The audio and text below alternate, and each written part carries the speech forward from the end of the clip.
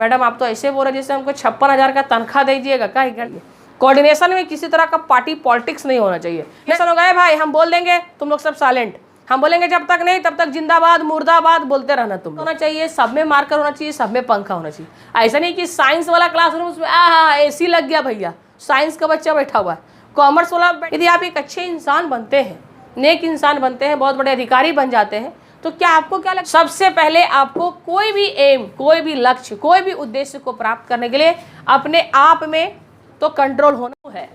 संगठन व्यक्तियों का एक ऐसा समूह है जो उद्देश्यों की प्राप्ति के लिए, वो अपने उद्देश्य की प्राप्ति के लिए या संस्थाओं के उद्देश्यों की प्राप्ति के लिए उसका जितना भी अधिकतम संसाधन का प्रयोग करके अधिकतम लाभ कमाना, अधिकतम फायदा पहुंचाना, ये काम है किसका? संगठन का। तो संगठन किसे कहते हैं?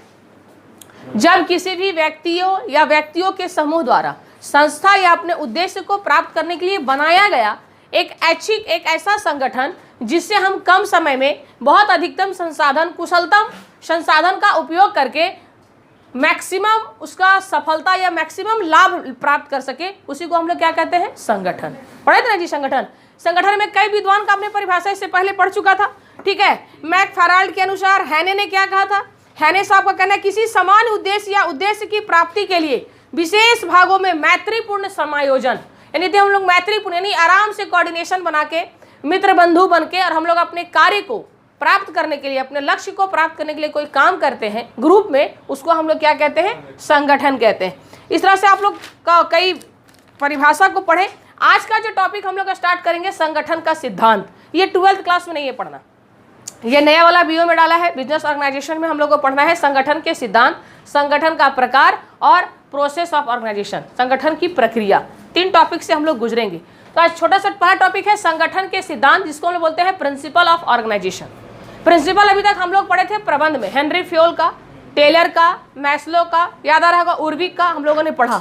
यहाँ संगठन में सिद्धांत पढ़ रहे हैं, प्रबंध में नहीं। प्रबंध में हम लोगों ने पढ़ा है, फिर से मैं पढ़ाऊंगी। तो संगठन के सिद्धांत में पहला हम लोग प्रिंसिपल दे रहे हैं, बोला कि सन 1928 ईस्वी में, कब? 1928 ईस्वी में कर्नल लिंडाल उर्विक, इनका नाम क्या था? कर्नल लिंडाल उर्विक द्वारा सर्वप्रथम, सबसे पहले यही महाशय जो थे संगठन के सिद्धांत का वर्णन किए, लिखे कि सर्वप्रथम संगठन के सिद्धांत की व्याख्या की गई या स्थापना की गई। इससे पहले संगठन का सिद्धांत के बारे में किसी ने बात नहीं किया। बस प्रबंध में कहा गया था कि नियोजन, संगठन, नियुक्तिकरण, निर्देशन और नियंत्रण, जबकि ये प्रबंध का दूसरा कार्य है। कैसा कार्य है? दूसरा कार्य है। अब हम लोग इसको पढ़े संगठन का सिद्धांत। तो संगठन का सिद्धांत 1928 कर्नल लिंडाल उर्विक, इसको शॉर्टकट बुक में लिखा रहेगा CL उर्विक। क्या लिखा रहता है? CL उर्विक भी ऑब्जेक्टिव में आपका आ जाएगा। सर्वप्रथम संगठन के सिद्धांतों की व्याख्या की उन्होंने। अपनी पुस्तक, एक किताब लिखा था, directory of the industrial administration, किताब में ये सिद्धांत दिए थे। संगठन के सिद्धांतों को विस्तृत रूप से किया और उसके बाद मूने और रेले, ग्रेकुनास, अल्फ्रेड वीरी, हर्बर्ट और साइमन, कुंटज और डोनेल, उर्विक ने सभी इस विचारधारा का, इस सिद्धांत का, लोग बोला हाँ भैया, हाँ बाबू, क्या नाम था? CL उर्विक साहब को बहुत धन्यवाद दिया कि नहीं आप बहुत बढ़िया काम किए इस क्षेत्र में, कि पहला बार संगठन का भी सिद्धांत का बात किया। ये सभी जो विद्वान थे, कुंटज और डोनेल थे, साइमन थे, ग्रेकुनास थे, ये सब उनको समर्थन दिए कि चलिए अच्छा है आपका विचार। तो जैसे हम लोग हेनरी फ्योल का कितना सिद्धांत पढ़े थे प्रबंध में, किसी को याद है क्या? 14 सिद्धांत पढ़े थे। कितने सिद्धांत पढ़े थे? 14। तो सिद्धांत आपको पूरा पॉइंट टू पॉइंट याद रखना होगा। तो यहाँ पर जो संगठन का सिद्धांत है, CL उर्विक साहब का 13 सिद्धांत है। कितना सिद्धांत है? 13। सबसे पहला सिद्धांत है उद्देश्य का सिद्धांत, प्रिंसिपल ऑफ ऑब्जेक्ट। पहला क्या है?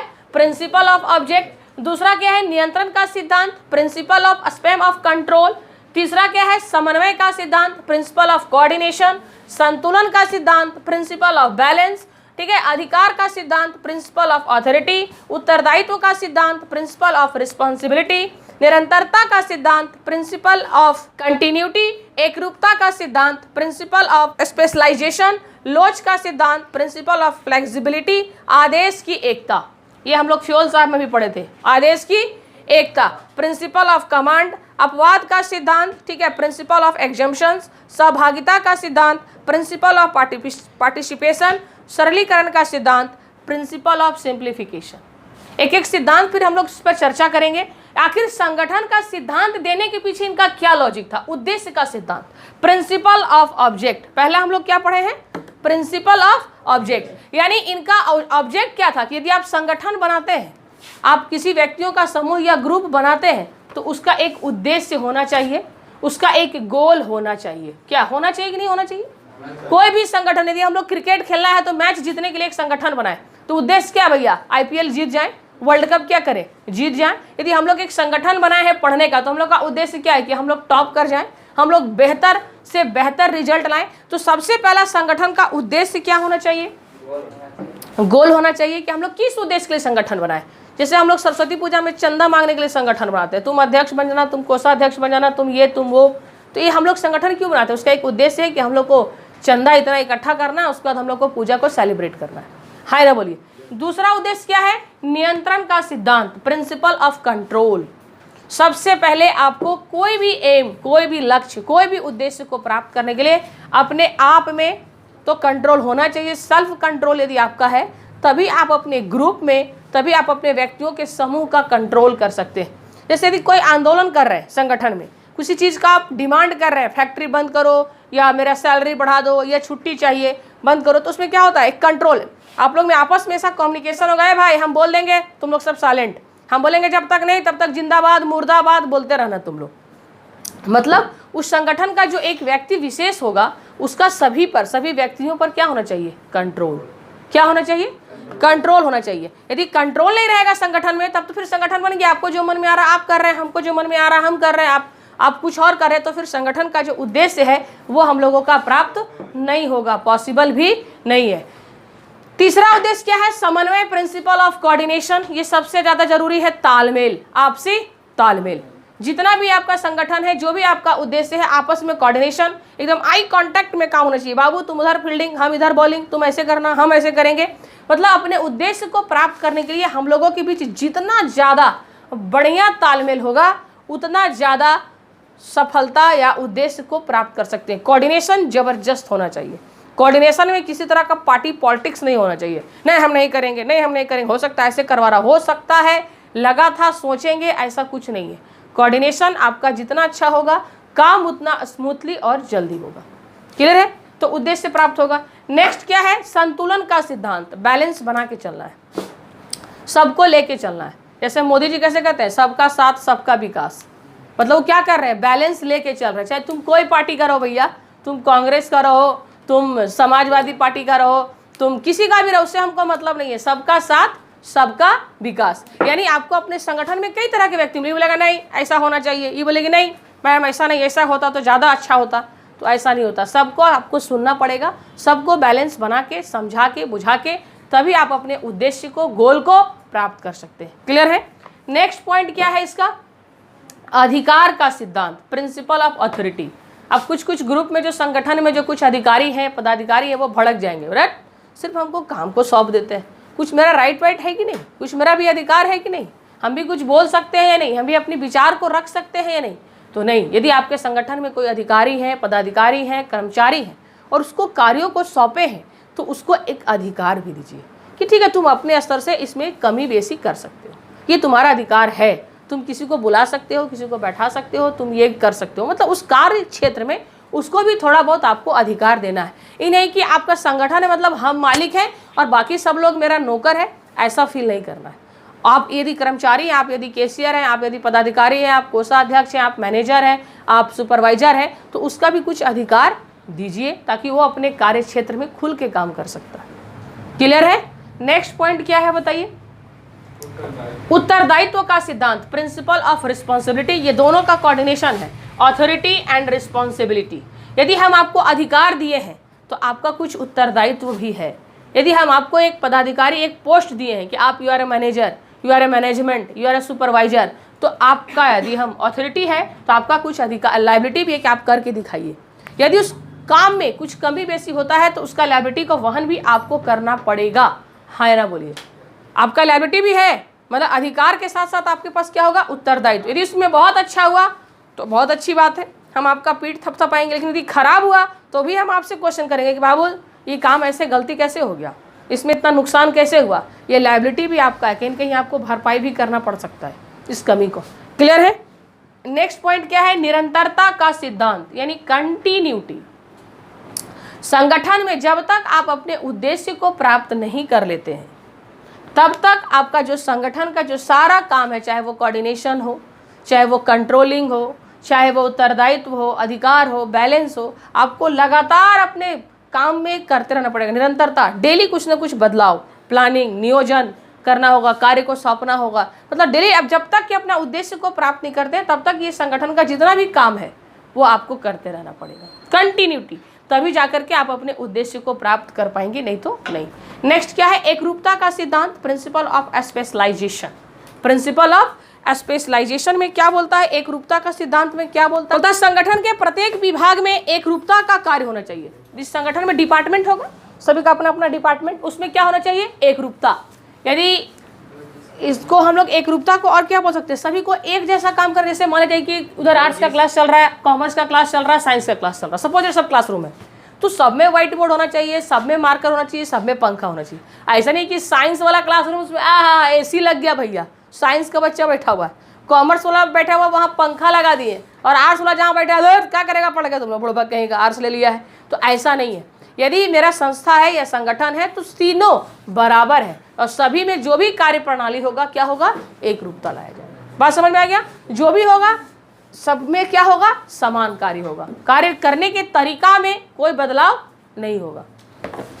उसके बाद क्या बोला गया, एक रूपता के बाद क्या है जी, प्रिंसिपल ऑफ फ्लेक्सिबिलिटी, यानी क्या बोला, लोच का सिद्धांत। संगठन का निर्माण ही लोच के सिद्धांत पर आधारित होना चाहिए। आवश्यकता अनुसार ये बदल भी सकता है, इसका नियम कानून क्या बदलेगा कि नहीं।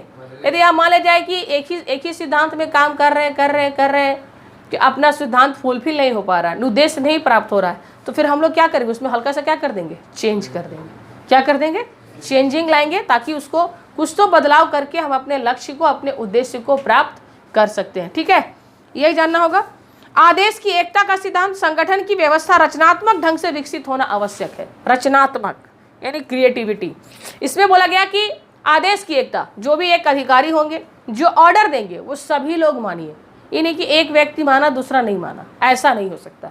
आदेश की एकता, जो ऑर्डर है, आदेश है, तो सभी लोग उसको हम लोग मिलकर पालन करेंगे। क्लियर है। नेक्स्ट, अपवाद का सिद्धांत, प्रिंसिपल ऑफ एग्जम्पशन। अपवाद का सिद्धांत इस तथ्य पर प्रबंध अपने अधीनस्थों को कार्य को न्यूनतम हस्तक्षेप करता है। अपवाद, जो आपको कार्य हम दे दिए, हम उसमें बार बार जाकर के इंटरफेयर नहीं करेंगे। वो काम किया जी, नहीं किया जी, क्यों नहीं हुआ जी, ऐसा नहीं, बार बार कह नहीं किया, कैसे किया, ऐसे करो वैसे करो, नहीं। जब हमने उसको काम दे दिया तो उसको थोड़ा सा छोड़ दीजिए, उसको बार बार इंटरफेयर करने की जरूरत नहीं है। इसको हम लोग बोलते हैं अपवाद का सिद्धांत। बोलता है कि अधिकारियों का ध्यान संगठन के आधारभूत कार्यों पर केंद्रित रहना चाहिए। जो आपका काम है आप काम करते रहिए, मेन फंक्शन, मेन अपने उद्देश्य को प्राप्त करना है। बाकी यदि आप पढ़ लिख कर बहुत पढ़ ले रहे हैं और आप पार्क में घूमने जा रहे हैं, कोई दिक्कत नहीं है। क्या फिर हमको इंटरफेयर करने की जरूरत है, कहे पार्क में तुम आ गया जी, तुम्हें थोड़ा अधिकारी है, तुमको यहाँ काम करना चाहिए। मैडम हम काम कर लिए उसके बाद आए हैं, तो हमको बोलने की वहाँ ज़रूरत नहीं है। यदि आप अपना काम करके दूसरे काम को कर रहे हैं तो वहाँ पर इंटरफेयर करने की ज़रूरत नहीं है। क्या ज़रूरत है, क्या नहीं। लास्ट में क्या है, नहीं लास्ट नहीं, प्रिंसिपल ऑफ पार्टिसिपेशन। यह सिद्धांत संगठनात्मक समस्याओं का समाधान में संगठन के प्रत्येक स्तर और अधिकारियों और उनके कर्मचारियों की सहयोग की आवश्यकता होती है। सहभागिता, हम बोलते हैं कि इसमें यदि हमको पढ़ना है, बहुत कुछ अच्छा काम करना है, तो सभी का सहभागिता है। यदि आप एक अच्छे इंसान बनते हैं, नेक इंसान बनते हैं, बहुत बड़े अधिकारी बन जाते हैं, तो क्या आपको क्या लगता है कि सारा मेहनत आप ही किए हैं? नहीं, उसमें सबका सहभागिता है। आपके गार्जियन का, आपके टीचर का, आपके समाज का, आपके फ्रेंड का, सभी लोग कभी न कभी आपको थोड़ा सा सहयोग किया होगा, कंट्रीब्यूशन किया होगा, तब जाके आप इतने अच्छे इंसान बने हैं। क्या अकेले बन सकते हैं क्या? नहीं, सबका कहीं न कहीं सहयोग होगा, सहभागिता होगा, तभी जाकर के आप कुछ बड़ा काम को प्राप्त कर सकते हैं। कभी भी अकेले नहीं कर सकते। सरलीकरण का सिद्धांत, प्रिंसिपल ऑफ सिंप्लीफिकेशन। बोला कि संगठन के नियमों और योजनाओं, जो हम संगठन बनाएंगे, जो लक्ष्य प्राप्त करने के लिए जो हम लोग ग्रुप बनाएंगे, जो उसका नियम कानून होगा वो इजी होगा, बहुत ज़्यादा टफ नहीं। जैसे हम बोले आपको क्लास आना है जी पढ़ने के लिए, ठीक है मैम आएंगे, एकदम टाई वाई लगा के, बाल कटा के, शेविंग करा के आना है। तुम बोलेगा बाप रे बाप मैडम आप तो ऐसे बोल रहे जैसे हमको 56,000 का तनख्वाह दीजिएगा क्या, 1 घंटा बैठ के पढ़ लेंगे तो मतलब कुछ जो नियम कानून होंगे वो फ्लेक्सिबल होगा, उतना ज़्यादा टफ नहीं होगा, हार्ड एंड फास्ट नहीं होगा, फ्लेक्सिबल होगा। ज़्यादा फोकस हमको अपने कार्यों पर करना है, ज़्यादा नियम कानून पे फोकस करने की ज़रूरत नहीं है। लेकिन डिसिप्लिन जरूरी है, याद रखिएगा, बिना डिसिप्लिन का आप कोई भी उद्देश्य को प्राप्त नहीं कर सकते, ये कन्फर्म।